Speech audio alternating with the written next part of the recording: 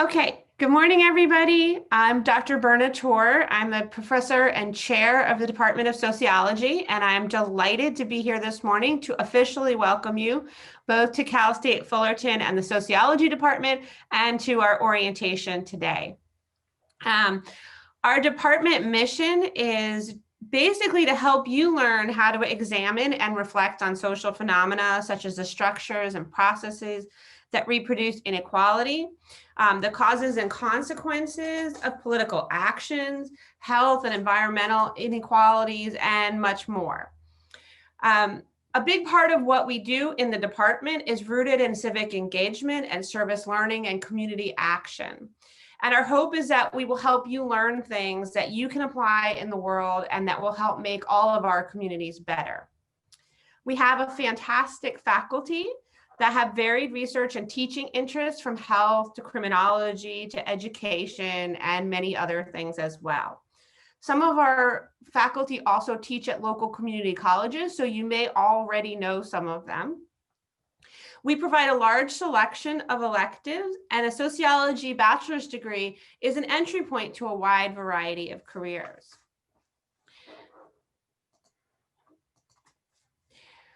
We also have fantastic and dedicated advisors, two of whom are here today, Dr. Maria Malagón and Dr. Devin Thacker-Thomas. Hi. And you will hear a lot more from them in a minute. We also have an amazing staff of administrative folks. You will probably get to know Penny and Jeffrey and Kalila quite well over the course of your time at Cal State Fullerton. And hopefully by next academic year, you'll get to know them in person in the office.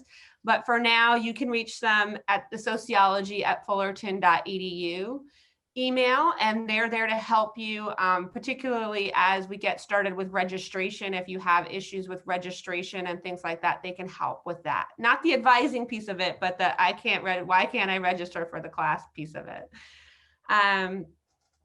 Also, you should know that if you have a problem that your professor or advisors or the staff can't help you with or haven't been able to help you with, that you can always email me and you can make an appointment to see me if needed. And last but not least, we're a community. Although we're a virtual community right now, we look forward to having you join us as part of that community. We know that many of you are first generation college students, and transferring to a new school can be a little scary for everyone. Rest assured that many of us in the department have been in your shoes. We've been the first in our families to graduate from college. We've been, transfer students. Some of us have even been Cal State Fullerton students. We've all sat through orientations like this one and the confusion of a new campus. So one thing I want to make really clear is that you're not alone. And if you're feeling overwhelmed, that's okay. Hopefully today's orientation will help you feel less overwhelmed. But we hope that individually and as a department collectively, we can be a supportive part of your journey at Cal State Fullerton. So once again, welcome. I wish you all the best on this exciting journey. And now I'll turn it over to Dr. Thacker-Thomas and Dr. Malagón. Great, thank you, Dr. Tor. So Dr. Malagón and I are going to provide some basic advising information and hopefully some information that will allow you to feel comfortable during your transition to Cal State Fullerton and to our department. I want to encourage everyone to turn on videos if you're comfortable doing so, and participate today. I've structured the orientation today a little bit like a class, so I'm really hoping that we can engage and really can kind of get the feel for what a Cal State Fullerton scenario will be like. I'm seeing some faces and videos and stuff. That's exciting. Thank you for that. All right, so let me share my screen first. I want to start us off, hopefully. I know you've had the Dean's welcome, you've gone to GE advising and kind of the Success Center so far. Before we launch into our information, I want to kind of tell you how we're going to go through it. So Dr. Malagone is here as one of the advisors and will be watching the chat box really closely. But what I want to encourage you to do is if you have a question that comes up, or maybe you already have questions, write them down so you don't forget them. But wait to see if we address the question, right, before typing it into the chat box, because we will be going over a lot of information and we've built our orientation based on previous student questions. So, you know, rather than Dr. Malagone needing to answer the same question over and over, or saying, oh, wait just a minute, Dr. Thacker Thomas is gonna, you know, address that, make sure you write it down so that you don't forget it, and then we will make sure to, you know, address the questions as best we can. All right, so let me share my screen here. And we're going to start with a poll question. I want everyone to feel engaged, and I want to know, how are you feeling today? On the scale of CAT, which one best represents you? So kind of take a look at these, see, you know, how you're feeling, and then I'm going to launch a poll, and you can tell me which number best represents you. Okay, so here's the poll. How are you feeling today?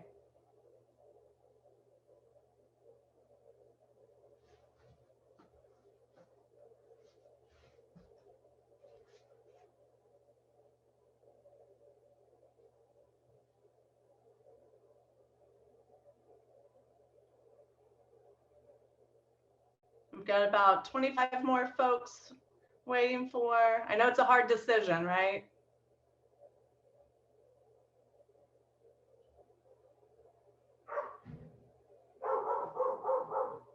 I apologize if you can hear my dog. I should have done dogs instead of cats. Okay, about 10 more seconds if you haven't had a chance to respond yet.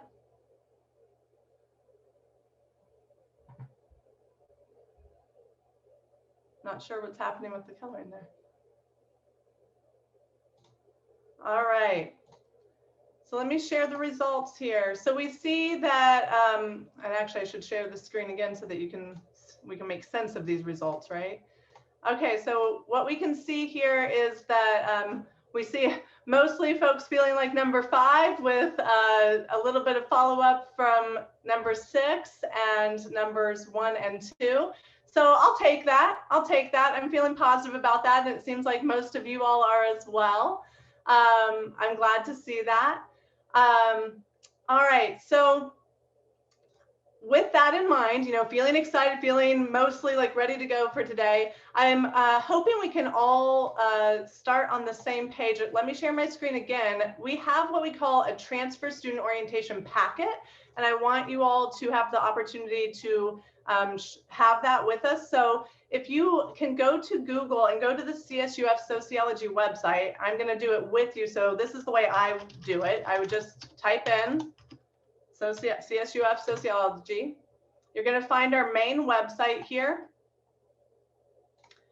Okay, and then we've got a great website. I know I made the video and sent a recent announcement. Hopefully you received that. On our website, I want you to go to the Intro Videos tab.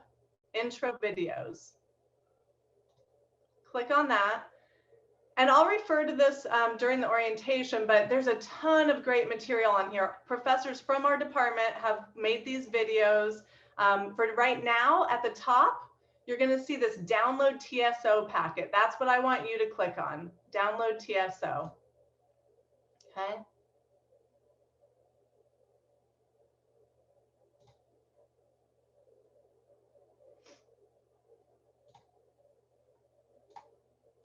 All right. Not sure why I did that part, but all right. I'm going to give you a second to get that TSO packet. And if anyone's having trouble, can you post in the chat box, or feel free to unmute yourself for just a moment if you're having trouble getting that TSO packet. I will be sharing my screen throughout the orientation today, so you will be able to see the visuals that way as well. Link to the packet, great. I can do that.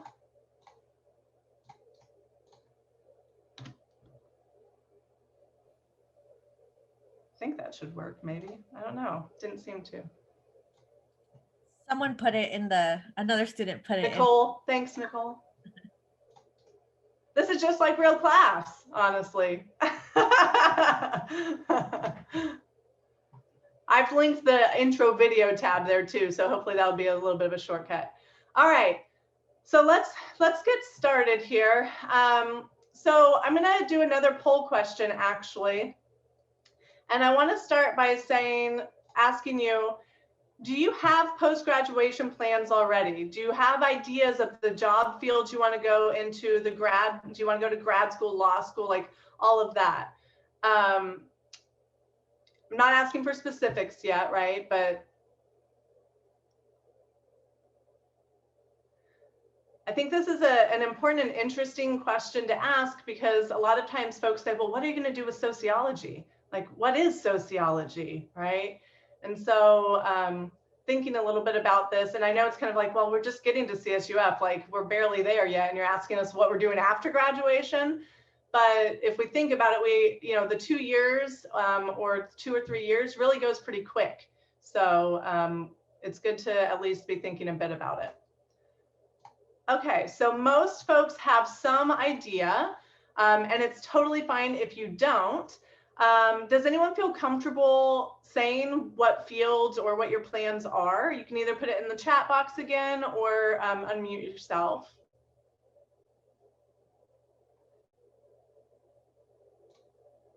CSI, social worker. I definitely want to do social psychology. I live with a doctor in psychology, and I always thought they didn't correlate until I actually got to meet a lot of her peers and do a few like volunteer things. So that's one thing, especially now with everything that's going on with COVID. I think mental health is going to be really important in the next couple of years. Okay, great. Thanks, Nicole. I've seen a lot of social worker, some educational counseling, HR, attorney, grad school, professor. Good. These are often the ones that I would say we hear about. I think we're seeing an increase in the educational counseling, especially, or educational advising. And like Nicole, I'm also seeing an increase in counseling period, whether that's doctorate of counseling, so a PsyD or a PhD, or whether it's clinical counseling with a master's. So great, thank you for sharing these. If we look at the packet that you all downloaded and scroll down just a bit,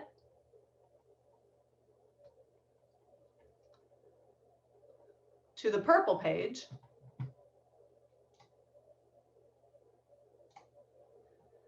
you're going to see a bunch of different possibilities, essentially. What can I do with this degree? And actually, it might be even easier if we look at the pink page, just below the purple page. So this has a bunch of different job titles. And we're not going to spend a lot of time looking at this. You'll see that many of the jobs or plans that you all have mentioned are on here.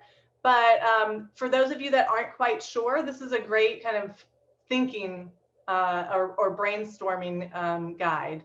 And then if we look at the purple sheet, you can look to see where your idea for what you want to do is, and it gives some good tips on strategies for what you might do while you're in college to prepare yourself for applying for these jobs or looking for internships, etc. So counseling, mental health services, case management, which aligns obviously with social work, going down here to education. And so again, these are just things for you to be aware of now, because again, you have the shortened amount of time with us.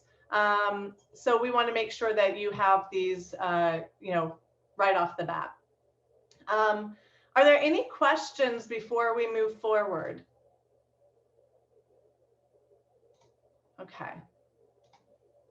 And again, I know Dr. Malagone is there to help as well with the chat box. Let me change my view again so we can actually see this. Okay. So go back to the top of your TSO packet and we'll start working through some of the material. So whether you want to go into social work or educational advising or the criminal justice system or grad school, whatever that may be, the same kind of requirements for the major work throughout, right? So we are what's considered a low unit major, meaning that we are one of the majors that requires the least number of units. We require 39 units out of your 120. And what that means then is that you're going to have a lot of flexibility in your schedule. And we do that on purpose so that you have the opportunity to build your cultural capital, your social capital with other departments, to try out different things, right? But of those 39 units, we do have some various major requirements. And if we look at the second page here, you'll find those requirements. So what you're going to see is that there are 5 required classes. These are what we call the core classes.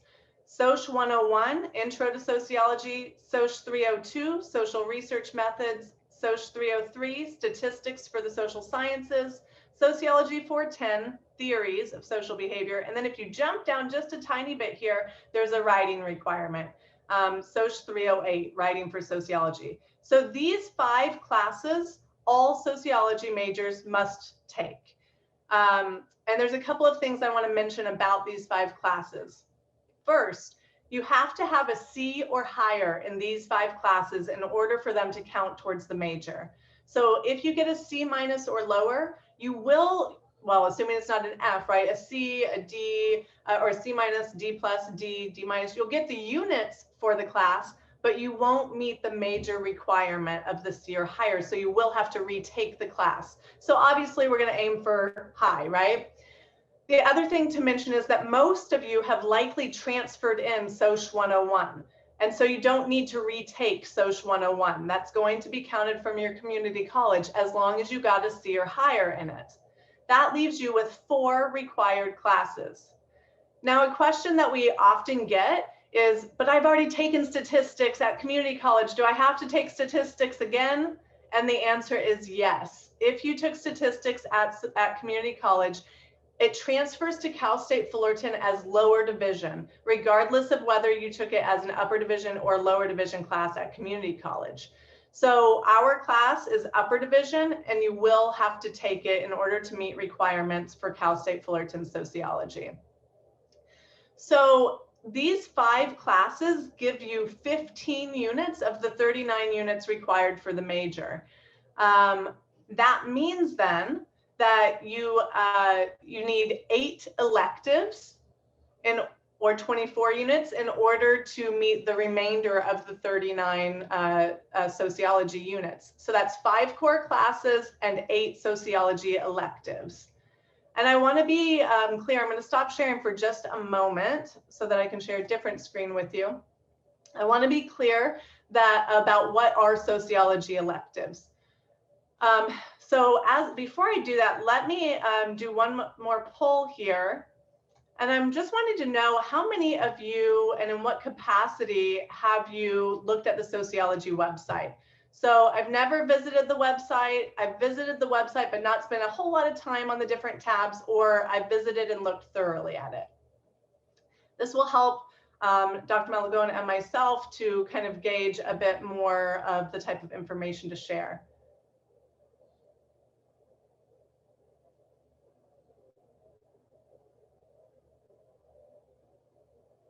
Okay, maybe about 10 more seconds.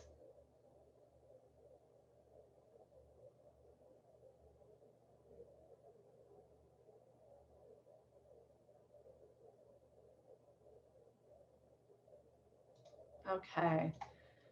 So we see that most people have visited but not spent a lot of time on the different tabs. I'm going to be referring to a lot of the different tabs and material and trying to expose you today to them, because I think our website is a really fantastic tool for you to use, especially right now with things being virtual. It can really provide some great information. All right, so let me share my screen here with you. So we're back at the website, and I'm going to click on the academics tab. And what you can see here is there is an electives tab. And we've got a video to go with it. Again, all of this can be found on that intro videos tab as well. That's kind of our like online orientation that we created. So there are there's 2 different types of electives. One group is called general electives. And these are different from general education classes, right? Your GEs. So in our department, we generally don't talk about the electives, the general electives in that way, because we don't want them to be confusing as GEs. Instead, we call them fun courses or sociology electives, right? So sociology electives are any class in sociology that are not one of those 5 required classes. Any class in sociology in our department that is not one of the core 5 classes. And on this website, you're going to see a list of the different electives and how often they're taught. And so we've done this so that, let's say you wanted to take Soc 456, Immigrant Orange County.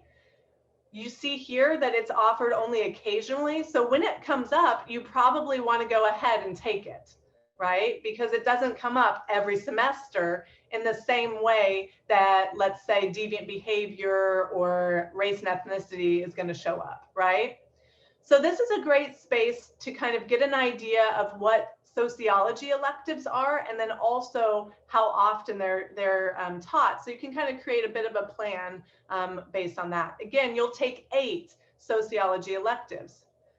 Now, most transfer students transfer over 2 sociology electives. And so that would mean you need 6 sociology electives from Cal State Fullerton. You can transfer from community college up to 70 units. 9 of those units can go towards the sociology major. Again, that's typically intro and 2 sociology electives, okay? Now, if you've taken additional sociology classes at community college, those will transfer towards the 120. So they're encapsulated in that 70 units that you can transfer, but they cannot transfer towards the major, okay? If you're transferring from a 4-year university, similar to Cal State Fullerton, then you may be able to transfer additional electives. It's typically, the route is to have the syllabi reviewed by an advisor or someone in the department, and then there's extra steps to get that onto the TDA, your Titan Degree Audit. So if that's the case for you, please make sure to make an advising appointment in spring 2021 so that you can discuss that individual experience and see what needs to happen. All right, so again, these are sociology electives. They have the SOCI on the front, and they're not one of the 5 required classes. You need 8 of these to graduate, and it's likely that many of you have transferred over 2, so you'll need 6 more once at Cal State Fullerton. Now, again, you need 39 units for sociology. You need 120 units to graduate, right?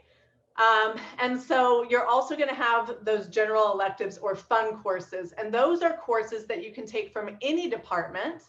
And they don't have to be sociology. So they're fun classes, right? Because you have a lot of flexibility and choice over them.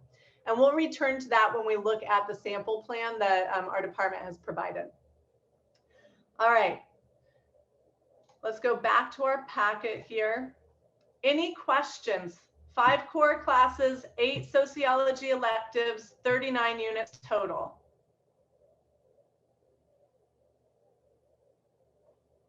Jessica? Hi, can you hear me? I can, yes, thank you. Hi, I had a question. So like, since we're all transferring, right, we got our associate degree transfer in sociology. So out of like the 5 classes in sociology that I took at community college, only 2 would apply for the 39 units for sociology? 3 can transfer over, so 9 units total. And it's likely going to be intro and then 2 of the electives, and then the remainder of 2, like if you took 5 classes, the other 2 will transfer over and count towards your 120 units you need to graduate, but they're not going to go towards the major specifically. Okay. So when we go like to our register for our classes and we look at our audit, would that help us like to figure out which ones of these we have taken? You mean in terms of the core classes? Yeah, like I know I took the intro and then I took deviant behavior. So Right. which ones out of the 5 would I know that not to like get on to register for classes? Okay, good question. So any class that you take from community college is going to transfer over as lower division. Right. So even if you took deviant behavior at community college, and let's say that it is an upper division there, it's going to transfer here as lower division. So, so you could technically take it again here because ours is upper division.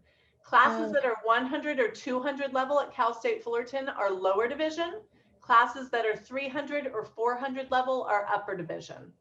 Most of all sociology classes are upper division at Cal State Fullerton. I think we have 3 now that are lower division, and that's intro, there's a intro to aging studies class, and there's a social media class. Those are the lower division classes. So most everything else is going to be upper division. So if you're in a situation like Jessica, where you're like, which one could I take or not? Quite honestly, I mean, my suggestion, and I think Dr. Malagone would probably agree, is if you've taken a class called deviant behavior, it's not so beneficial to you to take another deviant behavior class at Cal State Fullerton, because you're not really going to be learning a lot of new stuff necessarily, right? There's going to be some overlap. So instead, we would encourage you to take a class that would maybe build on that crime and deviance understanding, but not necessarily be that same class, right?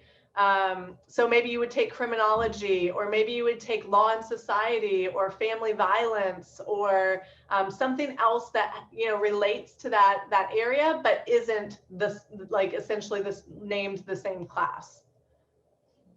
And that's actually a really good transition to talking about our concentrations. So, if, you know, it's here on the white page, but I'm going to scroll down to the salmon colored sheet. Oh, it's not salmon colored anymore. Sorry about that. It's now white. The white colored sheet. All right. So the reason I say this is a good transition is because you can kind of see the courses that relate by topic here. Doing a concentration in sociology is something that you do along the way to graduation. It is not meant to extend your time to graduation. Doing a concentration takes 4 of your sociology electives. So if you do a concentration, you can earn the concentration and you're getting your sociology electives completed. So this is totally voluntary. This is optional. You do not have to have a concentration. We typically see students do a concentration for a couple of reasons. One is that we know a lot of our students are first generation students and they want to take advantage of any opportunity available. And so they do a concentration for that reason. The concentration completion does show up on your transcript and you could include it on your resume. And so again, for that reason, it's an extra opportunity. The second reason is students feel like for whatever post-graduation plans that they have, a concentration would benefit them or make them more competitive, right? And then the third reason, and quite honestly, the one that I see the most, and I think all of our advisors see the most, is students have taken, let's say, 3 of the classes in one of the concentrations and just need the one last class, and they come to advising and we mention it and they're like, oh, well, I might as well do that. Right? So it's kind of this unintentional thing where they've taken classes that they enjoyed or sounded interesting, and then they decide to do the concentration towards the end of their time at Cal State Fullerton. So what that tells you is that this is not a decision that you need to make right away.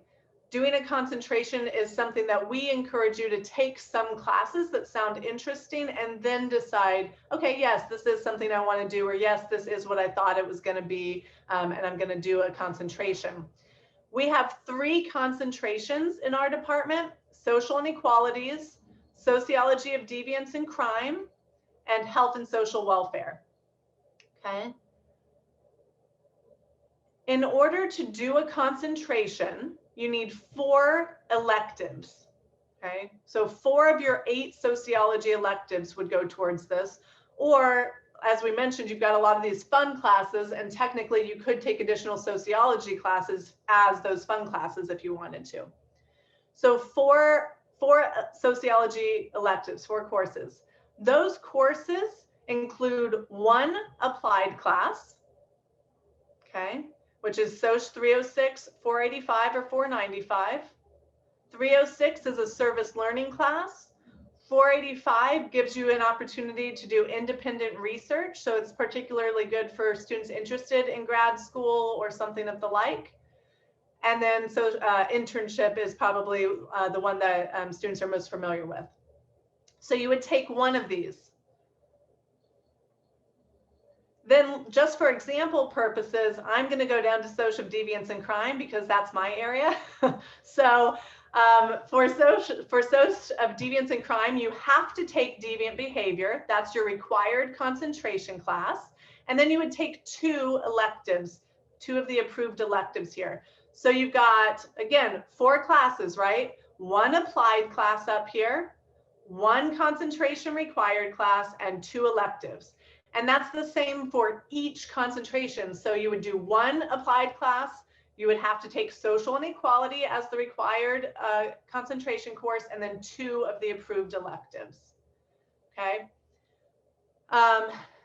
Again, one thing I will mention is that these are all upper division classes. So let's say you did take race and ethnicity at community college, it's going to transfer as lower division. So it's not going to fill the place of one of these approved electives. Okay.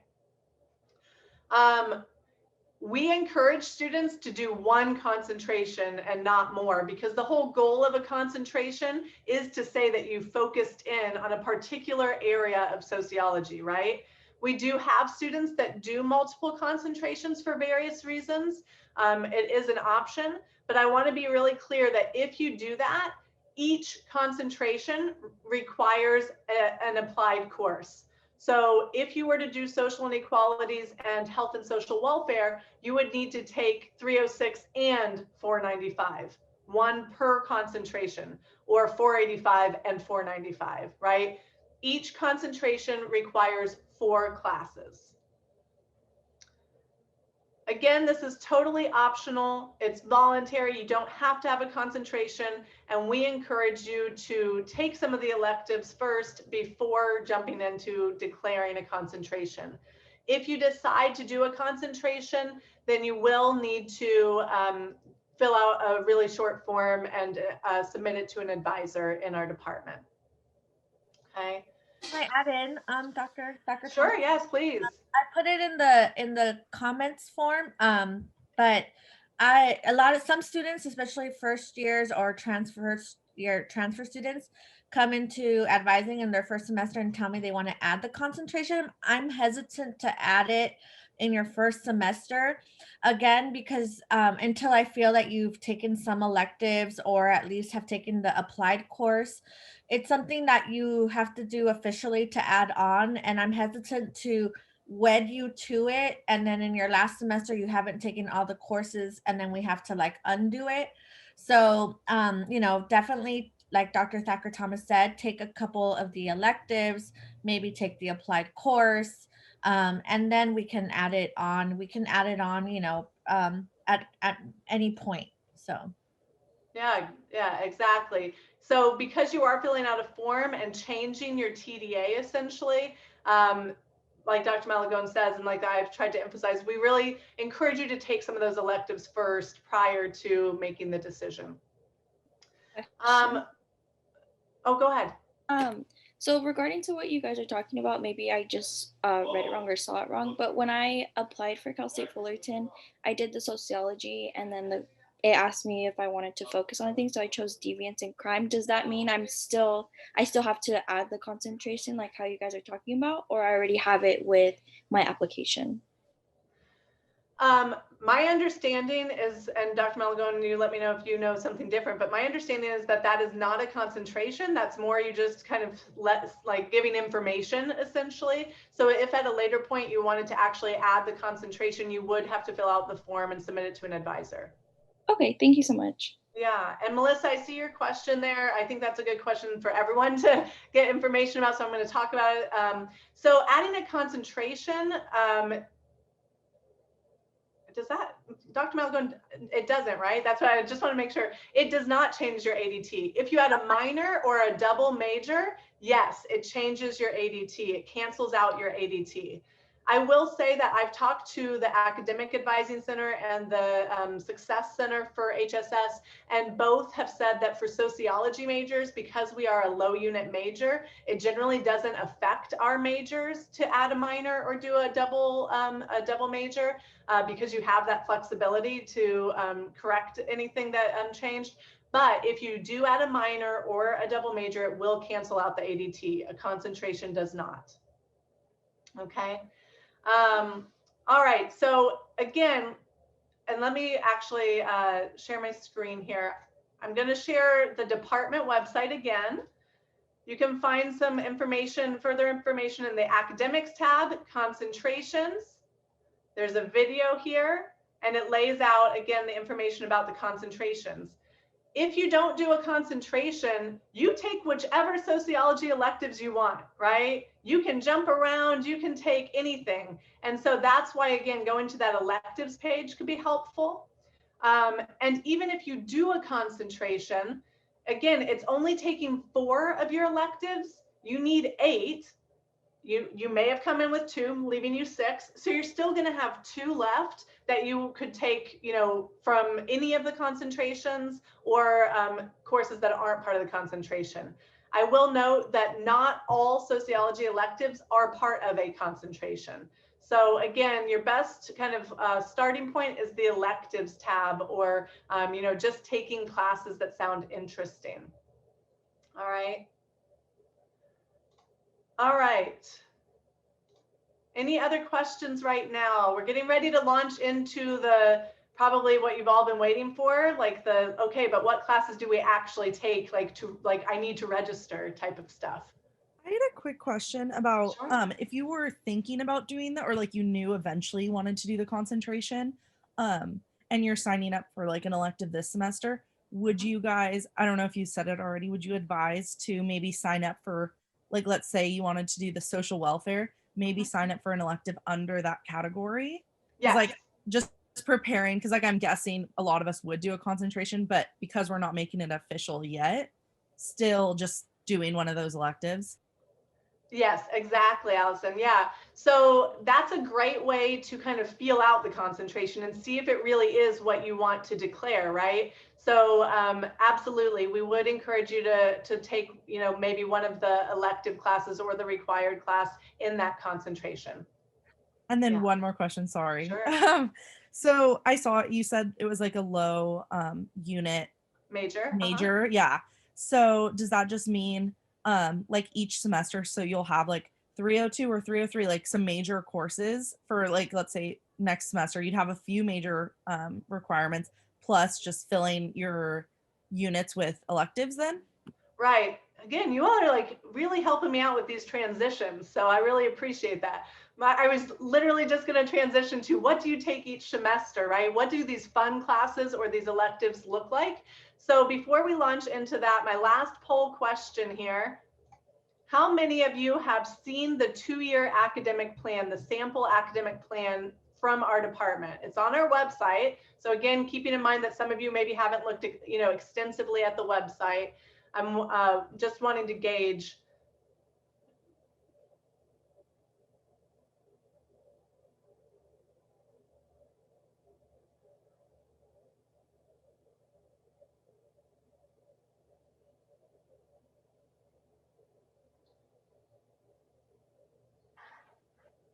Okay, 10 more seconds or so.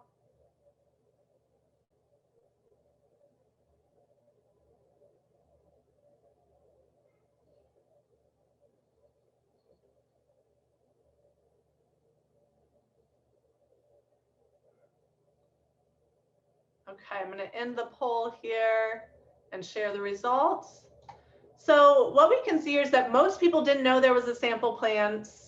Secondly, some people have, but they're confused about it. And then there are a few people out of our 99 people in this meeting who have used it, right? So we're going to use it today as a tool, and I encourage you to use it moving forward as well. All right, so the sample plan, let me share my screen, is in your TSO packet. Again, I'm going to refer to it for right now from our website because you may not always know where that TSO packet is, but you'll always have ability to look at our website. So if you go to the advising and tutoring page, we've got a video, right? This is Dr. Alvarez, you know, sorry for the thumbnail picture. He always gives me a hard time about that because I'm the one that created that video. So you'll scroll down. Over here, you're going to find all of our sample academic plans. You're going to want to click on the 2-year sample academic plan as of fall 2019, okay? Once you do that, you're going to see this. Now, this is a sample academic plan, meaning your situation, your needs may differ, but this gives you a good guide to start from, okay? Typically, students, when they transfer, their TDA has not been fully, like the courses you've taken at community college have not fully matriculated over. The TDA unit is still reviewing your transcripts and determining what classes would fill which areas, right? If that's your situation, have no fear. The classes that we have in our first semester are the classes that are upper division and that are classes that, you know, we just historically see that students have not filled. So there's a couple of things I want to say about this academic plan. The first is that you're going to see our core classes integrated in a particular sequence. So we've got Soc 302 and 308 in the first semester. We've found that this really helps students because a lot of the material kind of correlates or lends itself to each other. Then in your second semester, we've got 303, which is statistics. So methods gives you a foundation, and then you move to statistics. And then in your third semester, we've got 410, which is theory. We do this because we know that students, you know, typically, though not everyone, are not thrilled for statistics. So we want to take it by itself, not with one of the other core classes. And then theory is a more writing intensive class. And so we separate that one as well. So you would start with 302 and 308, then second semester, fall 2021 for you, 303, and then spring 2022, Soc 410, okay? All right, so in your first semester, this is a 15-unit plan. We often see students take 12 units their first semester transferring. And so that would mean that we would recommend cutting out this fun class this first semester, or you could switch out, you know, take out one of these two and keep one of the fun classes in. Most often what we see is 302, 308, take one of those sociology electives. So again, that's a sociology class that is not one of the 5 core or required classes. And then your upper division C3GE, okay? Upper division C3GE.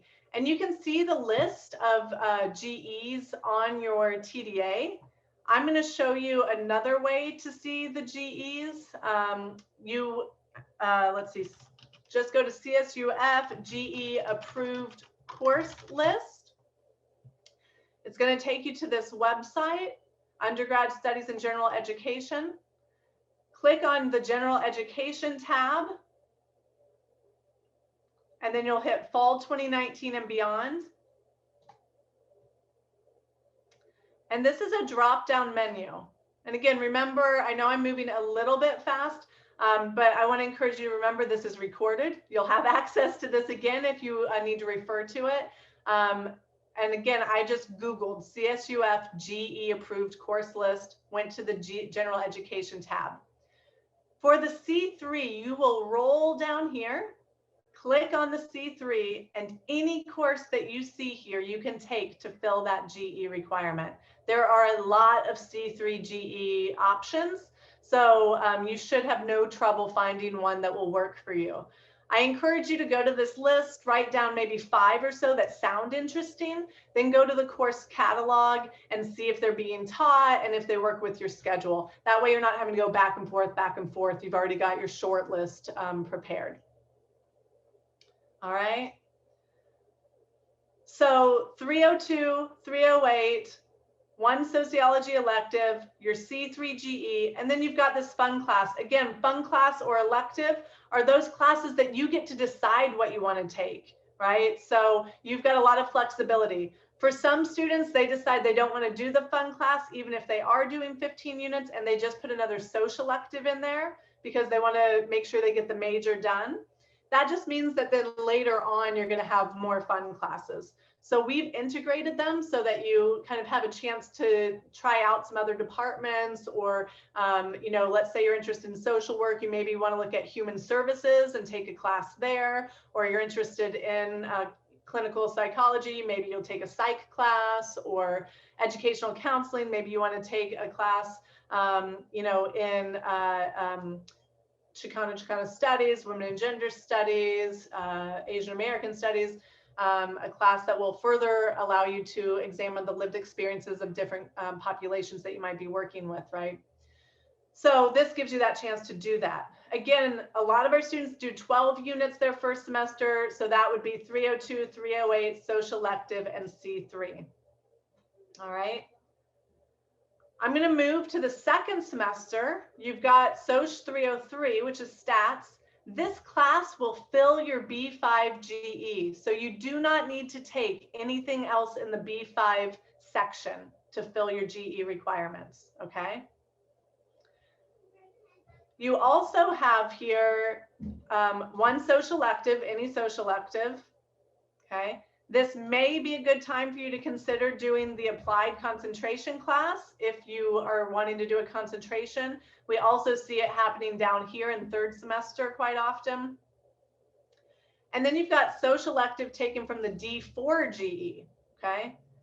Sometimes I see these two swapped. So students want to knock off as many of GEs right off the bat. So they take in their first semester social elective, that's D4 GE. Again, if you go to this list and you go down to D4, click on it, go all the way down to sociology, you're going to see a ton of classes down here, all this list.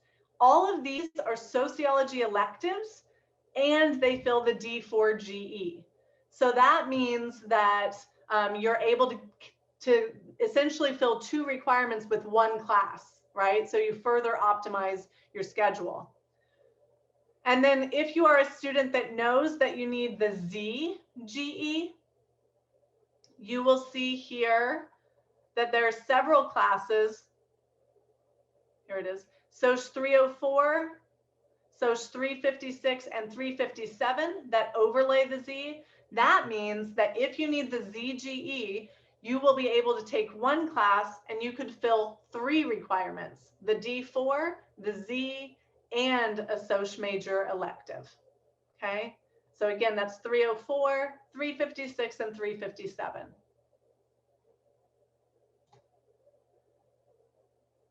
All right, are there any questions at this point? I have a question. What does fulfilling the ZGE mean? How do you know if you need that? Good question. So on your TDA, and again, this is hard for some of you because your TDAs may not fully be matriculated, right? On your TDA, it would just appear blank still, showing that you would need it. This is why we've put that D4 over in the second semester instead of the first semester, because by that time we're hopeful that you would be able to know whether or not it's been filled, right? Your TDA would be matriculated by that point.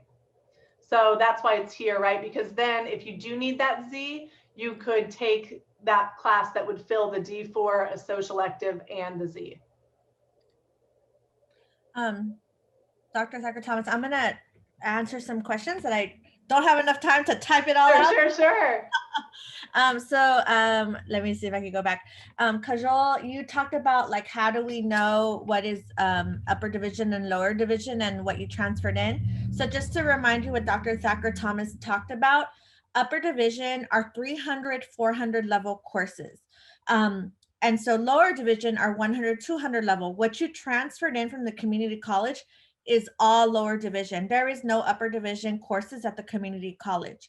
Once you get here, you have to take upper division courses. Some of you will still have room to take lower division courses, but just know that the differentiation is lower division 100, 200 level, upper division 300, 400 level. Everything you took at the community college is lower division. Okay.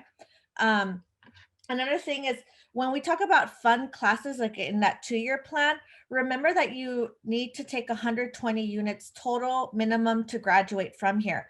So all your GE courses, what you transferred in, what your major classes are not going to add up to the full 120 units. That's where we say fun classes are like extra classes that you might take that will get you to 120. Some of you want to add majors and minors. Well, those majors and additional majors and minors, those additional majors and minors are going to be counting towards what we call those fun elective courses.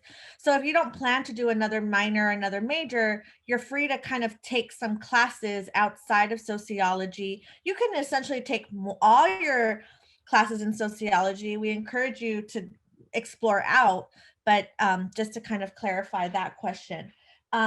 Financial aid, we're major advisors, so we really don't have a lot of information on financial aid. All your financial aid questions should be answered by the financial aid office, so reach out to them. Edith, you asked a question about if you took race. Dr. Thacker Thomas touched on this too. That is a lower division race and ethnicity class. You can take race and ethnicity here as well. It's going to be an upper division class. It should be different, but it might not be too different. But if you do transfer that class in and you take race and ethnicity here, essentially it is 2 different classes because that one was a lower division. This one would be an upper division class. They would both count. And I'm going to try to catch up, throw it back to Dr. Thacker Thomas, and I'll try to catch up on the rest of your questions. Thank you, Dr. Malagone. Yeah, so again, I know that many of you have heard from the previous sessions that some of you may not be able to register today, but using that 2-year sample academic plan will allow you to start looking to see which classes are still open, where to fill those different requirements. Again, 302, 308, a sociology elective, the C3 GE, and then a fun class, right? I wanted to mention again, I know I sent it in the video and I saw, I think it was Tiffany mentioned that she remembered me from the video email I sent. We do have a unique opportunity for this spring. It's the first time we've done it in the spring, which is the Spring Transfer Student Learning Community. This community would allow you to take both 302 and 308 with the same group of peers. So you get to grow kind of a sense of community. We've reserved 2 sections, one of 302 and 308, and you have to have a permit to get into these classes. So the writing class is fully asynchronous, and the methods class does meet, I believe it's on Wednesdays at 10 a.m. And so again, you get some of that face-to-face time, some of that community building time, and we spend a lot of time, integrating campus resources and things like that. If you are interested in being part of that community, it is the same size as a typical class at Cal State Fullerton, so it will fill up. I would encourage you to go ahead and fill out the permit form and the consent form. So there's 2 different forms you have to complete in order to receive the permit to get into the Spring Transfer Student Learning Community. You would do the consent form and then fill out the permit form. If this is something you're interested in, please look for the email that the Department of Sociology sent out this week. I think it was on Wednesday. And all the information is in there for you. Again, the benefit is that you get a permit to get in. So these classes aren't going to fill up, right? You are guaranteed enrollment in 302 and 308, which is what we as advisors suggest for your first semester, right? 302 and 308. And then there is the possibility that we'll continue the community into fall semester. So you'd have guaranteed enrollment with these same peers in 303, and then in the next spring semester for 410. So you get to kind of, really build a sense of community and a support network for these core classes that you must get a C or higher in order to successfully complete the major. Again, that's the Spring Transfer Student Learning Community. Information was emailed on, I believe it was Wednesday. Okay. Really quickly, because I do, our next portion of the orientation is actually going to include a student panel of current students. or previously like just graduated students. All of the students that are joining us are spring transfer students. I do think the spring transition can be different than a fall transition. So we made sure to really be thoughtful about that. And so I want to make sure we have ample time for them to give you their advice, experience, tips for success, and then to have some question and answer time also. Let me share the transfer student orientation packet. Okay, so we've got this. If you have other questions about your particular situation, there is advising time later in the day today. The registration is still open for that, so you can register still. All right, the last things I just want to point you to. So this tells you about the GEs, but again, I also showed you the Googling how to get there. The yellow form are all of the different policies at the university. These include grade forgiveness, how to withdraw from classes, repeating things, you know, how many units you can take, what's the difference between withdrawal, unauthorized IC, etc. We hope you don't need these policies, but we know, and especially right now, given COVID and everything, that these times are unprecedented. And so the yellow sheet, the yellow kind of packet, has the policies there for you so that you have that information. And at the very end, we've got information about research applications, which is one of the applied classes. You can take this class without doing a concentration, okay? But it does count as one of the applied classes. And information about internship. And so again, this is one of the applied classes, but you don't have to be doing a concentration in order to do an internship. Again, you won't do these classes until at least the second semester, if not the third semester. Okay. Finally, at the end, we've got our tutoring resources and helpful links.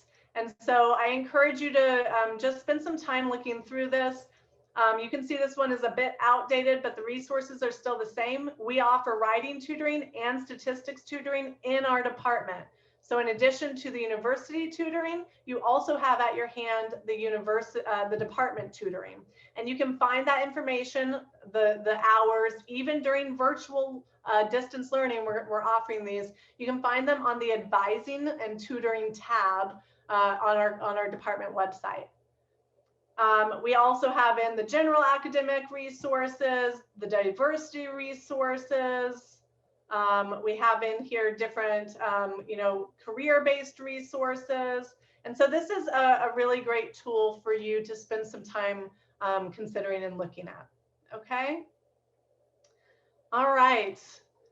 Are there any questions before we launch into the student panel? I will say that right now, a lot of these resources I'm mentioning, like the Academic Advising Center or the Diversity Centers or the Careers and Teaching Center, are all offering online meetings, Zoom meetings, etc. So there isn't in-person meetings. These centers aren't open to the public, etc. But they are all offering various forms of community building and of advising, etc. If we signed up for the 1 p.m. Sociology advising, is that like a one-on-one or? Right. Oh, it is one-on-one. Okay, yeah. Thank you. Yeah, so if you participate in one of the sessions in the afternoon, those are one-on-one or small group, depending on the number of students who are in them, but we're aiming for one-on-one. Dr. Thacker-Thomas, do you know where students can register for that? I'm not aware. Give me just a second. Dr. Malagone, are there any other things that you want to add while I'm getting the link for that? Just to answer, some of our folks came in for the student panel. We're kind of, hold on, you know, we're here. So just bear with us. We're running an orientation and we'll get started on that soon. So while we can't answer everything, your questions are coming really fast. Please come in and we'll answer more of your questions in the smaller advising that that Dr. Thacker-Thomas is going to tell us if you haven't signed up to come into. any questions you have about like tuition fees, um, international students, we can't really answer those. I'm sorry. Please contact the International Student Office, contact financial aid. They're the folks that can answer those questions best. I've just put in there a link, not to what you were asking about, but I wanted to put this link in too. This is for the afternoon, so 1 to 4:30, and this is the link I put in is Zoom session for if you have GE questions, registration process questions, any of those questions that we haven't really been able to answer or that aren't in our purview. This is the Success Center's advising that they're going to be offering in the afternoon.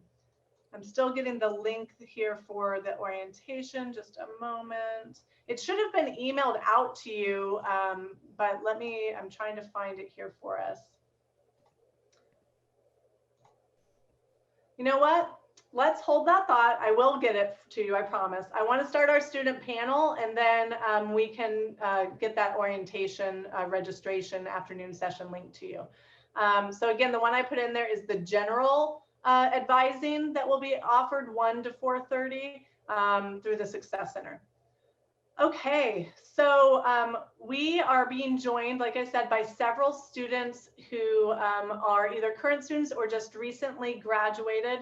I'm going to ask them to introduce themselves, but I will say, just so that we can try to get them centralized on the screen, because we do have 105 people now in here.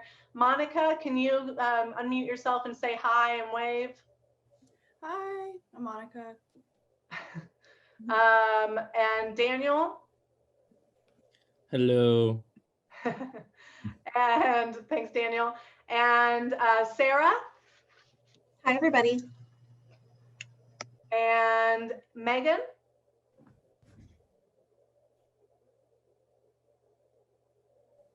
Hi. There we go. Hi, Megan. And then Sammy. What's good, everybody? All right, great. Thank you. So I have got, I sent them some questions that I came up with that I thought would be helpful. But like I said, my goal is that we'll have some time at the end to do some questions that you all might want the student perspective on. And then we'll also, open it up for Dr. Malagone and myself as well. Okay, so maybe we can start with, I'm going to tell you all the order now. Sarah, Megan, Sammy, Daniel, and Monica, in that order. If you could just introduce yourselves a bit more, let everyone know which semester you came in, if you have any post-graduation plans, just kind of like a little intro of yourself. Hi, everybody. I transferred in the spring, so right before COVID hit, from Coast. So from Coastline and from Orange Coast, doing both online classes and in-person classes. So when COVID hit, transitioning to online classes actually felt really natural for me. But that's not to say that there wasn't trials and tribulations through all of that. But I found it was really a process that the professors put a lot of time and energy and effort into making sure was kind of as painless as possible for the students. And actually for me, it's helped accelerate my education because I'm somebody who works full-time. So doing the online classes and working with those professors, I'm actually gonna be able to graduate early, the plan, and go to law school after this. That's the goals. So I'm happy to answer any questions anybody has about that transition or what it's like at Fullerton from transitioning from Orange or anything else I can do to be helpful. Hi guys, I'm Megan. I transferred last spring from Orange Coast College, and I will be graduating next fall. I also work full time. I have little kids, so being online has also been really helpful to me. I think I'm very type A and I live and die by my planner, so it's been really helpful, even if whether my courses are asynchronous or synchronous, to have synchronous time set out for myself each day or each week that I can put aside for my homework and reaching out to professors and stuff. I really think like having an open line of communication with your professors is so important for this to be successful and smooth. But yeah, if you guys have any questions about that, stoked. Okay, I believe it's my turn. Hello, everyone. My name is Samuel. I am a transfer student. I came into last spring from Fullerton College. I'm a sociology major. Let's see. The transition from, I guess, from traditional setting to all online, I guess, was for sure tough because I'm sure a lot of us would rather be on campus and learn the traditional way for sure. But I will say, if you're stuck between picking like a synchronous class and asynchronous class, you just gotta, both of them have their pros and cons to it. If you feel, I did have a class with Angie Andres. I did, so I was in the chat. But if you're caught between those two, both of them have their pros and cons. I like the synchronous class because it's somewhat as close to normal as I can get. You can see the professor, you can ask questions directly. But also I have had professors who have only asynchronous classes because, you know, with COVID going on, you don't, there's some like leeway and I guess more freedoms to like plan out your week. So that helps too. But preferably, I think I would want to go and be part of the synchronous class. Also, I got involved with, I'm the treasurer for the sociology club. And if any of us are social majors, we offer workshops for like, you know, if you're looking for internships and stuff like that. If you're looking for class recommendations so you don't go overwhelmed. I had the problem of like taking all the core classes all at once during that whole COVID transition. So that was for sure tough. But yeah, if you have any more questions, please feel free to DM me directly. Hello, I'm Daniel. I transferred in the spring of 2019, and I'm finishing up this semester. Transitioning to online was a bit tough for me because I've really tried to avoid online classes my entire time in college. But taking the synchronous classes definitely helps you, it keeps you more responsible. It actually makes you be in the class physically. So that's like a huge like responsibility thing for me. And then also having that communication with your professors, making sure that you know when your work's done and stuff, just like being in person too. But yeah, if you guys need any questions on like class load, because I took 5 classes a semester. So if you have any questions on that, you feel free to message me. Hi, so my name is Monica. I transferred into Fullerton spring 2019 from Mount Sac Community College, and I was there for about a year or 3 semesters total. My last semester was spring 2020 when the pandemic hit. So I had some kind of transition into online classes. But mostly it was in person for me. I graduated in June, and ever since I've just been working and applying to grad school. So that's definitely been different too with COVID. But I have a really good experience transferring into Cal State Fullerton. I loved my time there. So yeah, any questions, just feel free to ask. Great, thank you all so much. And I would just, I guess at this point, encourage you and suggest like try to not do like the private messaging, direct messaging, put it just in the chat box, or, you know, like I said, we'll open it up to discussion. That way everyone can hear the answers because again, there's 104 or 5 of us. So it would be, I think, appreciated by everybody.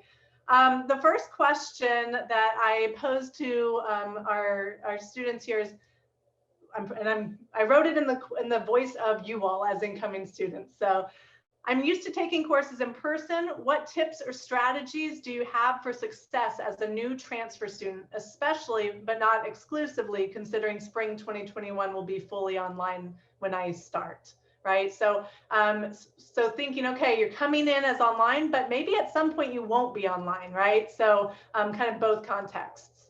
If one of you want to start that discussion off. I'll jump in on that one.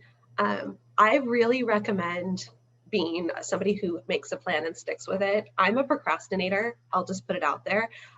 So actually calendaring time every day. I also took 5 classes, which is a lot of classes. I don't necessarily recommend that. But keeping that calendar and holding yourself accountable is really, really helpful. The other thing I found was creating study groups with people from your class, even if you've never met them. Typically the first week of the semester, your professors will ask you to do an introduction post online, and you can see people that maybe have things in common with you or mention things that you go, that's maybe a weakness or strength of mine, we could work together on it. And putting it out there and saying, does anyone want to start a study group? Put your phone number and your email out there, and starting that support community really has gotten me through some of my harder classes. And particularly if it's something, you need someone to check in on and be, kind of hold you accountable. That's a really good way to kind of transition and make sure that you still feel like you're part of the community and you can stay on top of everything. I think first and foremost, since you're transferring in spring, just to look at this as like a fresh start. At the beginning of semester classes, like everything is just a blank slate, and you have the opportunity to really apply yourself and be on top of everything. So I think planning, making sure you're aware of when each assignment is due, when you have quizzes or essays.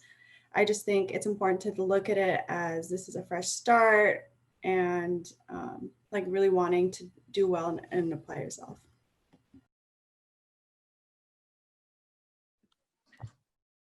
The squeaky wheel gets the oil too. So it's like when it comes to emailing your professors and stuff like that and engaging with who's in your course, I've seen like a direct correlation to, when I get an A versus when I get a B in my courses, just based on the rapport and the relationship that I have with my professors. So definitely reach out if you have any questions.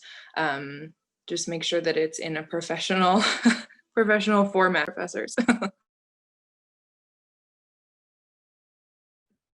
I think that a huge thing for myself was to put myself in an environment where I was going to be able to do the best work and focus the most. So I know that we're all stuck at home, but whether that means going and like sitting outside if you're able to have internet access, or just going into a different room. Because for me, in my room, I can't really focus at all because I have like a ton of distractions in here. So I just go into another room that doesn't really have anything in it, and I can just sit down and focus on what work I need to get done. Trying to go back to like what to piggyback what Daniel said, I really feel like for a lot of us who need that like a safe space to like focus on everything, like maybe go outside, take a hot spot, it really help you through coursework. Me personally, I like to take asynchronous classes because I just feel like with everything going on, you don't know if something takes prior need than the other. That way you could just put your coursework on another day or plan around that, So that's my 2 cents if you're still debating on synchronous or asynchronous classes. Great, thank you all. The second question, how do you go about building rapport with or even just talking to professors? And I know that may sound kind of like silly, but like especially given the virtual context, you can't just kind of drop in their office or like kind of peek in and say hi, right?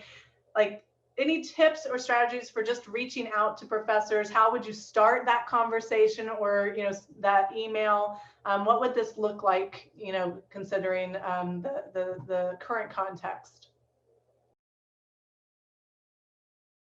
And I know that some of you have done it because I was your professor, so give them the tips of the trade here.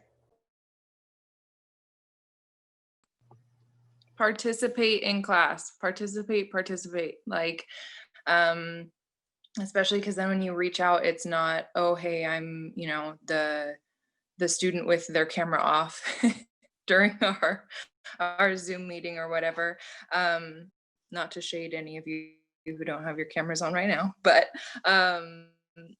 participate. And then when you do reach out, keep it professional, ask the questions that you have, keep it related to the course. I think, especially because the professors that we have at Fullerton are so experienced, ask them about their experiences within the professional field. If you know exactly what you want to do after graduation, or if you just need a little bit of direction, sign up for any of the meetings where you can do your academic planning. Stay on top of that, because you'll get personalized guidance, and I really feel like it's invaluable.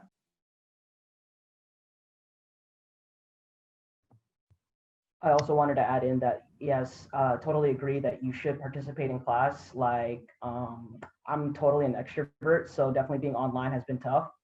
But build that rapport with, like, your professors, because, like, again, your graduation goals, if you want to go to grad school, you're going to need those letters of rec. That's going to come a long way for sure.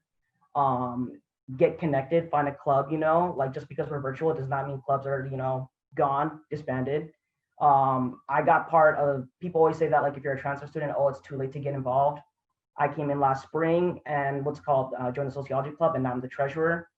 So again, I highly encourage y'all to get involved. And with that, you can build your connections, build more networks, meet other professors, build more, a reputation with them.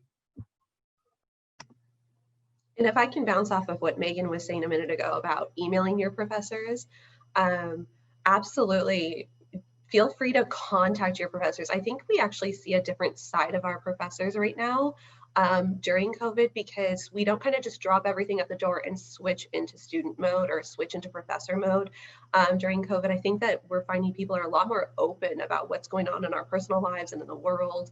And it actually makes it a little bit easier to connect on that level. When a professor says, sorry, it took me a day to get back to you, but I'm working from home with my daughter, like, that's a reasonable response, and it creates that personal connection there. So definitely be professional and succinct in your email, but also don't be afraid to show your personality and to have a sense of humor, and to really tell people what's going on. And that relationship comes in really handy later on. If you have any questions, I've definitely emailed Dr. Thacker Thomas a couple of times as I'm trying to transition, or I actually had the first time ever where I've had to ask a professor for an extension on something because I had a family emergency come up, and because I did what Samuel and Megan are mentioning about participating in class and showing up and being present, there was no questions asked. They were just really compassionate and understanding. So feel free to reach out, participate, but also show who you are a little bit, so that you stand out and they know who you are by your face,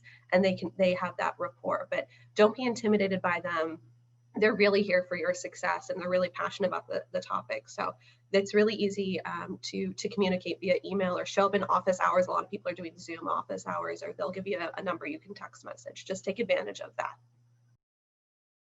And I just want to add quickly, I think a really effective way of building rapport with your professors is to even try scheduling office hours. In that time, you guys really have a great opportunity to ask about them, and also tell yourself or introduce yourself to them. And so you guys really have a solid way of connecting. And even though it's virtual, you guys still have like the ability to kind of chat, and you can bring up questions you had in like course material. And so I know that office hours have really been a great help for me in connecting with my professors.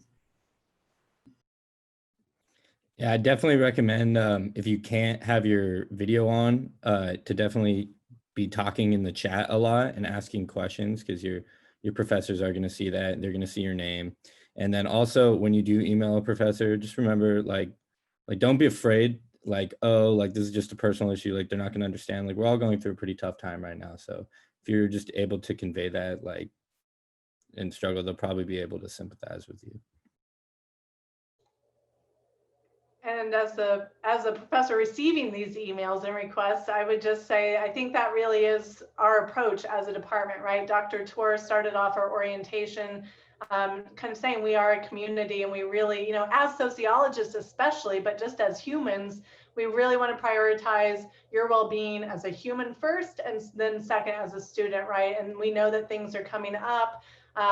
both for you all and for us, right? And so having compassion on both ends, I think, is what's really allowing our department to be successful during this time.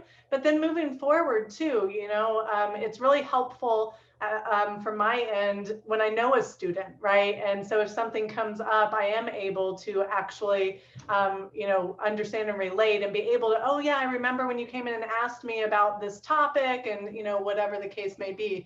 And as Sammy mentioned, kind of going back to the previous question, you all are here for a shorter amount of time, but it is likely you're going to need letters of rec, whether that is for grad school or even volunteer positions now or internships, or it's really helpful when we know who you are, right? So I have gotten more letters of recommendations requests this semester than I've ever gotten before. And just being totally transparent, like I definitely know some of the students more than others, and it is so much easier for me to write strong letters of rec with details and things like that, for those students that, made office hour appointments or emailed me or participated in class, etc.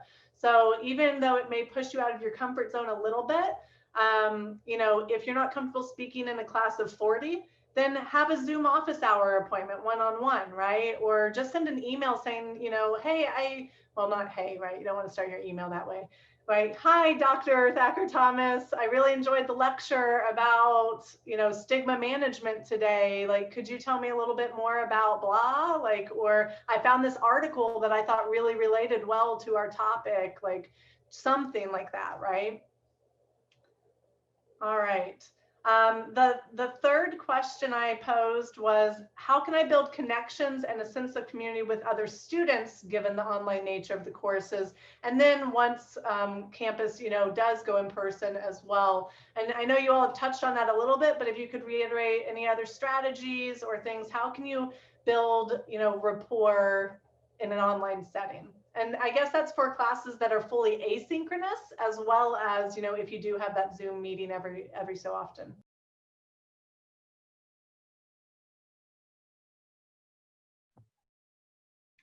I think in my experience is, again, I said it before, just explore your options, consider joining a club. This semester we had Discover Fest, it's usually held on campus, but we had that all virtual online. It's more of like students were able to like go and sample in what clubs they wanted to join in. They had a panel, like, swapping in and out of rooms. Follow social media accounts. That's a good way to get connected, to meet students that way as well. I forgot who said it, but something about, I believe Sarah, you said it about making study groups. Definitely, for sure, that helps as well. Like, have that discussion, because you're all there to like learn, you're all there together. Like, who's gonna know better than like someone who's going there with you?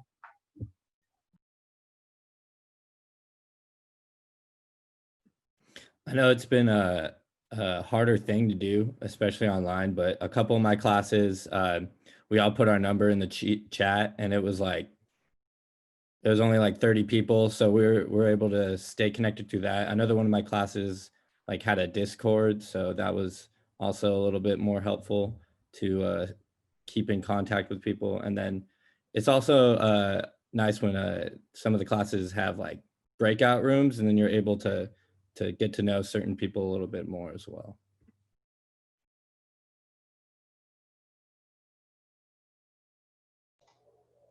Yeah, and just kind of building off of what they're saying, I think a lot of the professors are trying to do things like breakout rooms or find ways to do kind of small group work. I know in my class, I tried to do like pre-assigned breakout rooms and then like do it every 2 weeks, like transition. So you get like a couple of meetings or so with the same folks. Those sometimes don't work very well though, right? Technology is great, but it also has its limits. So sometimes things like that, don't work, which again, if you participate then in the large group discussions or more in the breakout rooms, it helps people, not just professors, but other students to get to know you as well, right? And they're more likely to start talking too. Any other strategies for building rapport? Or I'm glad Sammy's here too to represent AKD and Soch Club, because it's really growing. And honestly, the clubs on campus, the diversity centers, any kind of Zoom events that you can kind of take part in like that are really worth your time. I just attended the Violence Prevention Conference on campus, and that was really great. And so that is a good opportunity to, any of these online events. If I can just chime in. Sure, Oh, Monica. I'm sorry. Oh, Sarah. That's okay. Sammy had mentioned, the group study guides and the being part of the clubs. Also, don't be afraid that a lot of us kind of had classes together. I think Samuel and I were in a class together in the spring for, a few weeks before everything happened. But a lot of us are in the same classes. You'll see a lot of the same people. So, feel free to make those study groups and then stay in touch, because I know for the summer class, I registered with some of the people from my study group into fall classes so we could still support each other. So that's a really good opportunity. Remember, we're all sociology majors. We all have that goal. We're here to support each other. It's not a competition by any means. I think you'll find that, creating those study guides, whether it's, or study groups, I should say, whether it's something that the professors have assigned and then you find people you work really well with, or you just put it out there. I'm an introvert. I'm the opposite of Samuel. I like to kind of do things on my own and study on my own, but I have found it's invaluable. So go out of your comfort zone, make a friend, make a contact. You never know, we might need them later on.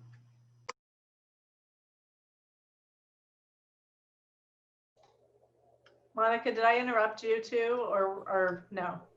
Well, I just had, something quick to say.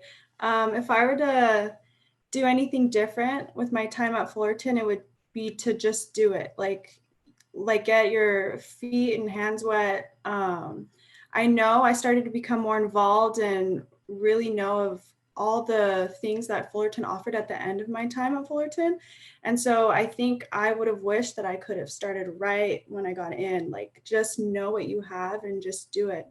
And but yeah, that's advice I have for building rapport is when you know about a club, it's easy to say, oh, I'll do it next semester, or oh, I'll do it when I have more time. But the reality is you're always going to be busy. You're always going to find an excuse. So just do it right then and there. It's really up to yourself to build those connections and to get involved. And so that's my advice. Great advice. Thank you. I love that is coming from Monica, especially because she took the research applications class with me, 485, which is a kind of class where students are nervous because it's a lot in one semester. And then she excelled and did awesome. And so that's right. Take advantage of opportunities. Just say yes, right? All right, and then how can you get involved on campus without actually being on campus? So are there any particular resources that you all have used? We know about AKD and Soch Club. That's a good club. Are there other clubs you all have really enjoyed? What kind of tips in that area? Yeah, so if you're interested in other clubs, check out, I believe it's called Titan Link. Yeah, if you go on Titan Link, you'll be able to search up like the various amounts of other clubs that we offer. Like I'm also part of Adventure Club, and that one's all about like discovering like hiking trails and stuff like that. So they can give you recommendations and stuff like that of trails you guys want to explore and stuff like that. Or there's Yoga Club that I'm also into as well. The Women and Gender Studies programs offer some really cool clubs, feminist clubs, and they also do a lot of community outreach, particularly with what's going on with COVID, and making sure that people have what they need. If someone needs support for personal items or groceries, they're really doing a lot of that community support. So check out the Feminist Club, and I use social media to follow it all. So check it out on Instagram and Facebook.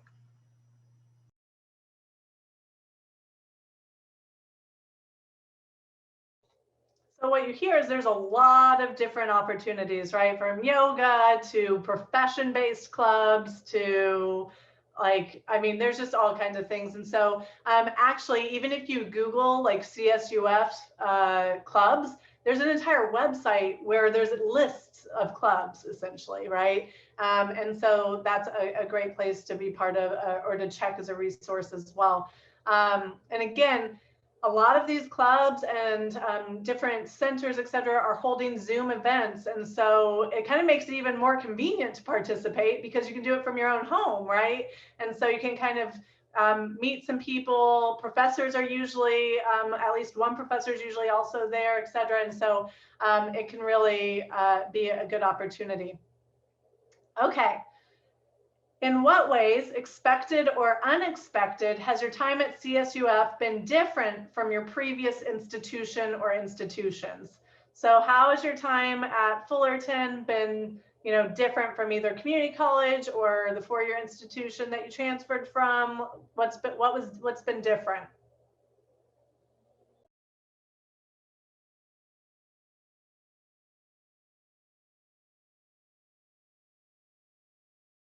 You're in luck. Nothing's different. You're gonna be successful. No, I'm just No, there's so much that's different. I've gotten so much more support and insight into the career path that I've chosen.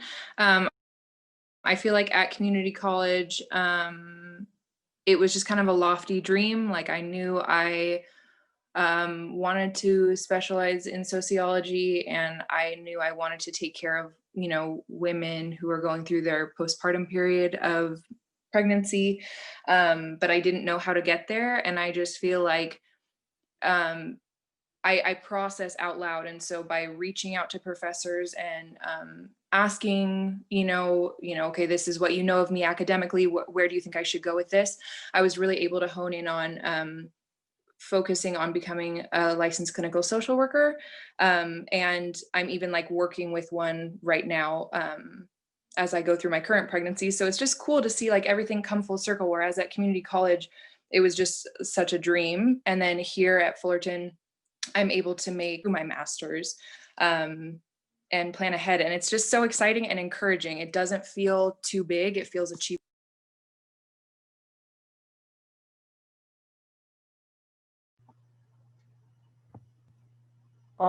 Also, I just feel like being quarantined and stuff like that, I'm sure it's had its impact on a lot of us. There's a thing called, I believe they're called CAPS, where they can go in and check in on like your guys' mental health, just give them a call, email them.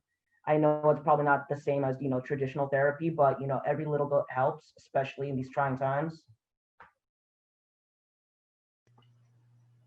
And if I can, first of all, Megan, your story is awesome. Like, serious points to you there, darling. But my experience was very similar to Megan's. I'm in my mid-30s and law school was always kind of a pipe dream. And that's how Orange Coast treated it, quite honestly. Not that I didn't love my professors, my sociology professors, they were great, but the school system very much was like, let's just get you out. And it wasn't very supportive about how to do any of those things. And just my very first meeting, honestly, with Dr. Thacker Thomas, I said, I think I want to go to law school. And she said, let's make it happen.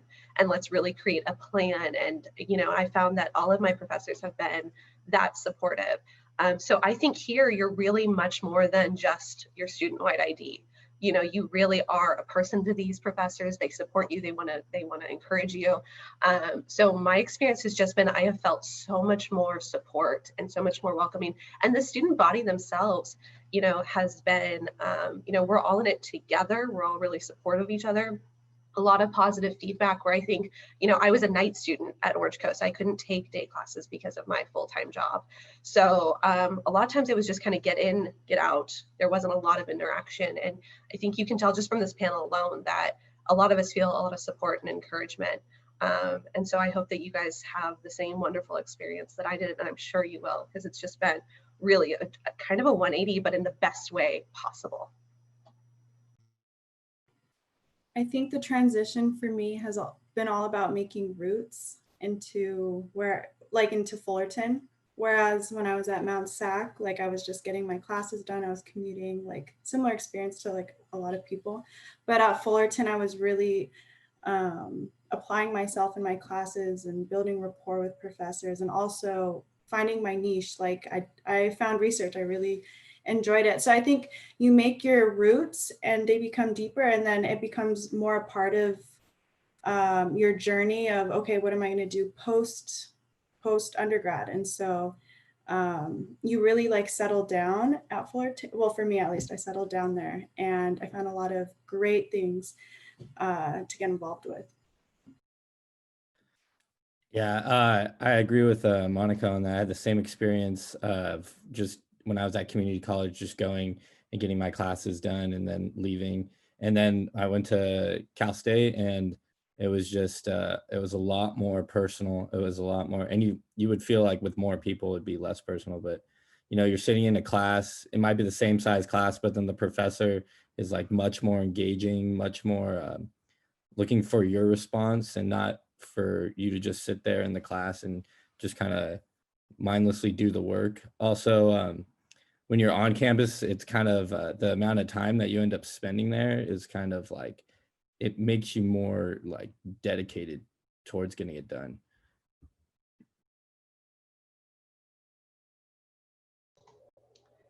And once we do transition back to being on campus, there are a lot of there's been a big effort, quite frankly, but there are a lot of different seating areas now around campus. And there's been a big effort to really build kind of space, right, for community building, for spending time on campus. We know that it is still a community campus. And so having that, having comfortable areas where you could study or rest between classes, maybe have lunch, right? There's been kind of a big effort for that on campus kind of space building as well. And once on campus too, obviously it's much easier to kind of it's after class, I'm gonna go just walk over to the social department and just see which professors are around, take 5 minutes, right? So, in that way, being on campus is a little bit different as well. Excuse me. Any other comments from the panelists? Okay. The last question that I posed, and then I'm going to turn it over to you all as attendees. So be thinking about questions that you want to ask these folks.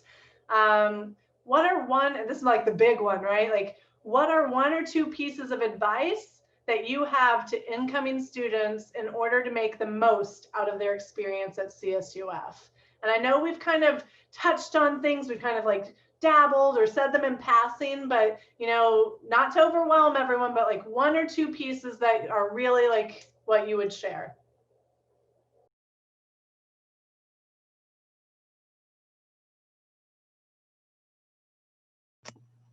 I would honestly say, and it sounds cliche, but enjoy this time.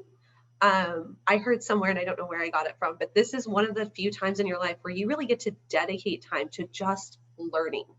Once you leave academia, it's the real life, it's the work stuff. And, you might be interested in something, you might read a quick article on it, but this is one of the few times that you really get to delve deep and understand things and grow and challenge yourself, where that's what's encouraged, that's what's being asked of us. So take a fun class, that just sounds interesting to you, and take a class that sounds interesting, but you're a little intimidated by, because that's where you're going to do a lot of growth. So I would say really enjoy it and delve into it, because as sociologists, we're really interested in the human experience and the social forces that go into all of that.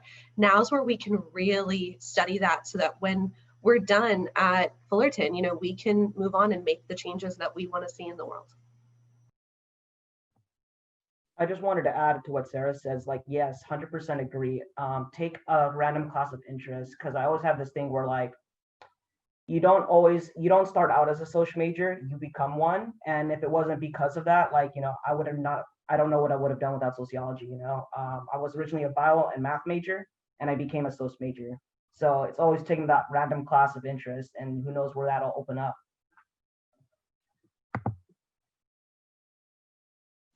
Familiarize yourself with the art of asking. I feel like I've probably said it for every question, but whether you're asking your professors for help or their opinions or their insights or their life experiences or fellow students, the writing center, just get good at asking for what you need, because I really think that is what has allowed me to be a full-time mom, a full-time student. managing, you know, at work, all that stuff. So get good at asking for what you need. I think the advice that I would probably give would be don't get bogged down in like comparing yourself to other people or anything. Just like know that you're on your own path and you're doing a great job. Like life happens for each of us at different paces, so don't compare yourself. In addition to what I said earlier about like just doing it, just like in a way forcing yourself to be involved or really making the effort to find things that you'd be interested in, I would say maybe challenge yourself if you know that, and take risks. So if you know that, you know, this course looks interesting and you'd probably benefit from it, but there's an easier course, I would say just take the harder course or the more challenging course. I took a lot of interesting ones that I probably could have, you know, taken like the easier one, but I really enjoyed and held myself to a standard of, well, if I challenge myself here, like, you know, it just kind of becomes a habit and pattern and it transfers into everything in your work.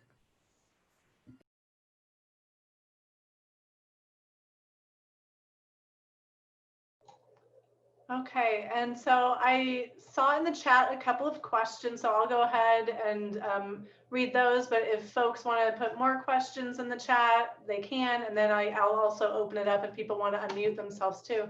So the one question I see is, for all of you, how do you find time to balance your school and work life, but also be active in school clubs? Like, what strategies do you have for time management or kind of that balance that you're talking about? We know Megan has a planner or something of that sort, right? But I think that's I feel like that's one of the advantages of taking asynchronous classes, just because I feel like there's more to plan around that. Like if you can't do a class this day or that day, maybe put it off to like Thursday, you know? If you have work this day or you got to take your mom and dad to the hospital or to the doctors this day, put your work off to maybe Saturday, you know? It's like a lot of leeway in that sense. And then you can be part of more clubs, I guess, in that sense too, because you're not locked down to a specific schedule. But again, I'm sure many of us have, you know, our parents or have full-time jobs. So if you have that option, I would encourage that.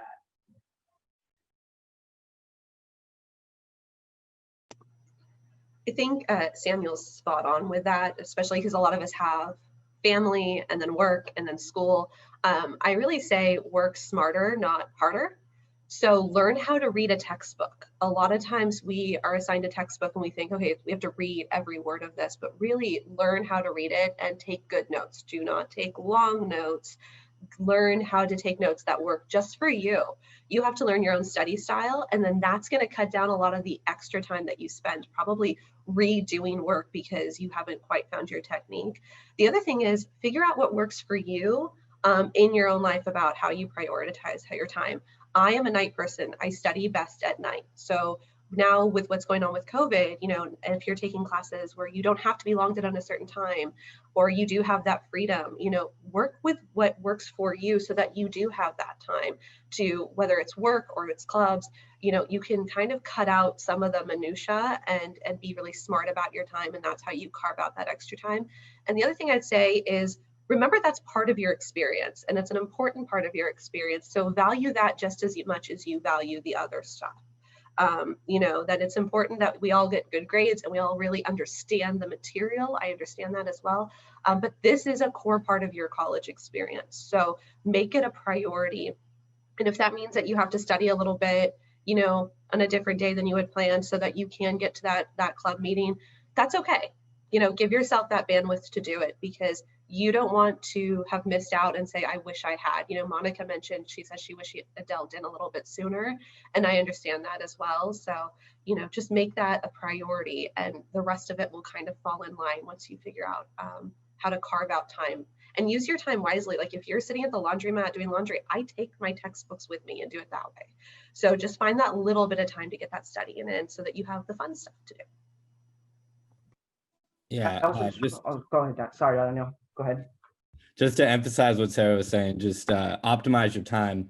Like if you have 15 minutes or 30 minutes before a class, like use that 15, 30 minutes to like read what the class is going to cover that day. And then so that you actually can engage in class and that you know a little bit of what the teacher is talking about. It's not just all new stuff. Or like for me, when we were in person, my classes started at like 11, but I would get to school at like 7:30 or 8, and then I would do work before. And so that when I did go to work, I wouldn't feel like I was falling behind at all. Like I felt like I had a good jump on all of my work.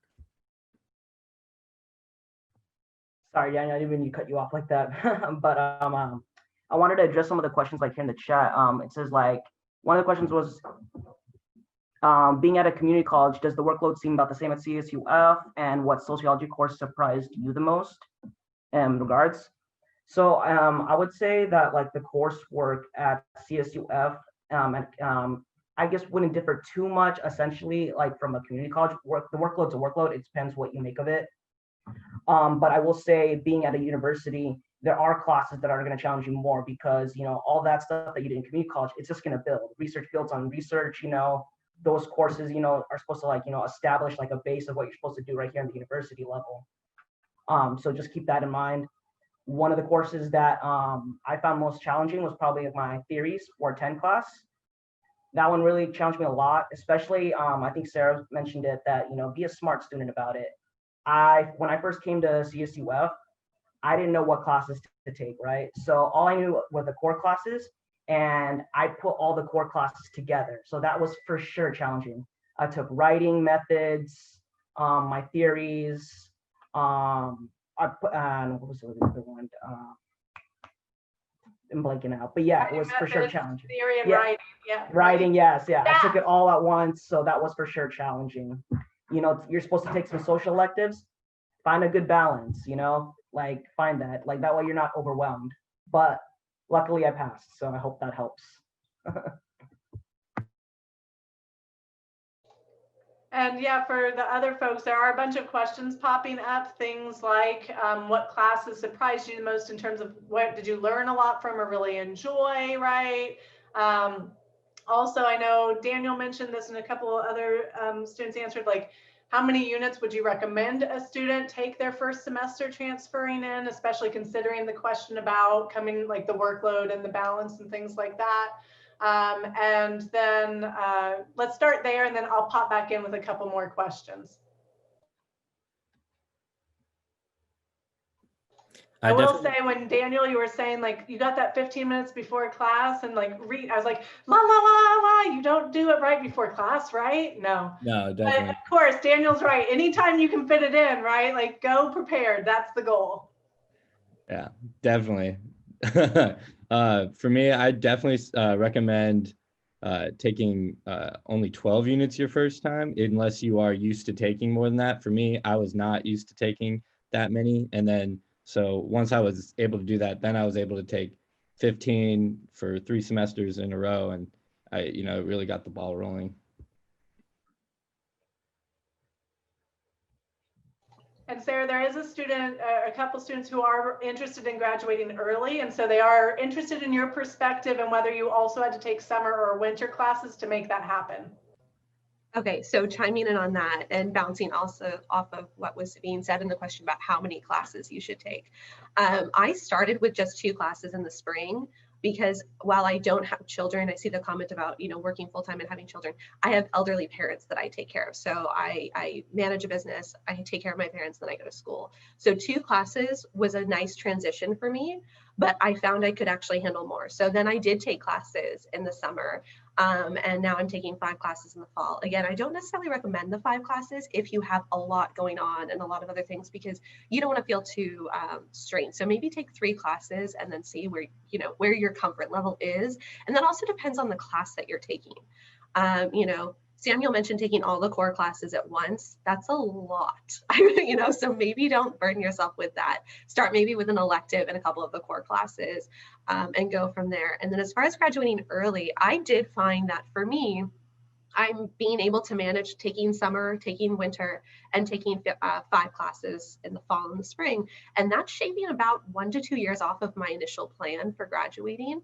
And that just depends on what you can manage in your own course load. And I would say be gentle with yourself, and don't overburden yourself, because it's easy to start, thinking I can do this, and then life gets in the way, and then you kind of can easily start that negative self-talk about what you can and can't handle. So be gentle with yourself, and make a plan that's realistic for you and your lifestyle. For me, I was very fortunate that I have a good support system. In my career, I have some autonomy, so I'm able to add those extra courses, but I know not everybody else is. So, see what works for you, and don't compare yourself too much to other people, but see that plan, make a plan. And if you're taking classes at home and you're trying to balance children and stuff, I think it was Daniel who made the point that really have a space set aside. That's your study thing. My family does. I'm wearing a hat. My father did it when he was in law school, and my sister and I were children. If my dad was wearing a hat, we weren't allowed to talk to him. And now that I'm working and working from home and going to school, if I'm wearing a hat, you're not allowed to talk to me. So, just a little Swenson tidbit there that maybe that could help with being able to have that designated quiet space where your family leaves you alone, and you can really get that work done. But I would also say take advantage of the summer and the winter classes. It sounds like a lot because it's 5 weeks or 3 weeks, but you get a lot out of it at the same time. Good luck. As far as balancing it with kids too, I take 3 classes every semester, and then I take 3 in the summer. So I'm going a little bit slower of a pace than anyone else, but it's manageable. And then as far as my kids go, I set a timer for when I'm studying, and they have the timer. And so when the timer goes off, they know, okay, mom, you're done studying for right now. So it kind of gets them involved, and it keeps them out of my way for a minute. So it really helps as far as like, okay, this is mommy's time. You need to go work on your workbooks or play in your room or whatever. And that's been really successful for me. I don't know if your kids are more active than that or more demanding. Great, thank you. I will ask the panelists, if you see things in the questions in the chat box, feel free to address those. I'm going to just mention a couple of things that I'm seeing in the chat box that I want to make sure we address for everyone. So one resource that I want to share with you all, especially as you're considering what social classes to take this first semester, I'm going to share my screen. If you go to, like I said, our course, sorry, here we go. Wait for it. Well, it looks like this. This is the class schedule that's available on the Cal State Fullerton Sociology Department website. So CSUF Sociology, right? Click on it, go to class schedule. Spring 2021, you're going to find all of the sociology classes in order numerically. So it has those core classes. It also has all of the sociology electives that will be offered in spring. It outlines the modality, so asynchronous versus if there will be Zoom meetings, etc., and when those Zoom meetings would be, and also the professors. Okay, so that's one tool. For those interested in the spring transfer student learning community, those sections are the only sections of 302 and 308 that are permitted. All other sections of 302 and 308 are open, and you can register for them without a permit, okay? So if you don't want to be part of the community or can't be part of the community or whatever, have no fear. Still sign up for a 302 or a 308 class, okay? For those that do want to be part of it, and your permits are looking like they're going to expire before your holds get released or whatnot, don't worry about that either, okay? We'll make sure that your spot's not lost. And then,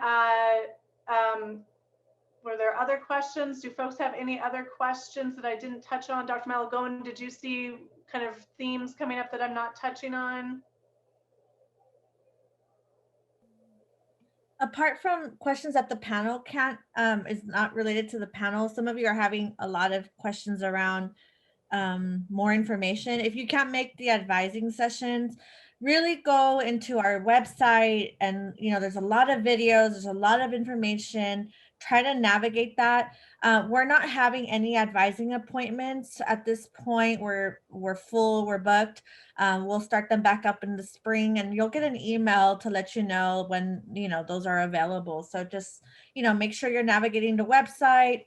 Don't freak out. We're gonna, everything's gonna be okay. We're gonna take care of you in various ways as advisors, as faculty. We have a lot of information, and we're here to answer a lot of your questions. And this is what the advising page looks like, right? So we have our advisor schedules of when we'll be holding meetings, and then you would go down, click on one of them. I'll use myself as an example, and you make your appointment, right? You can see no availability right now, but so you kind of have an idea of how you would make those appointments. So that will start back in the spring. And we'll send an email from the department once the calendars are open for everything.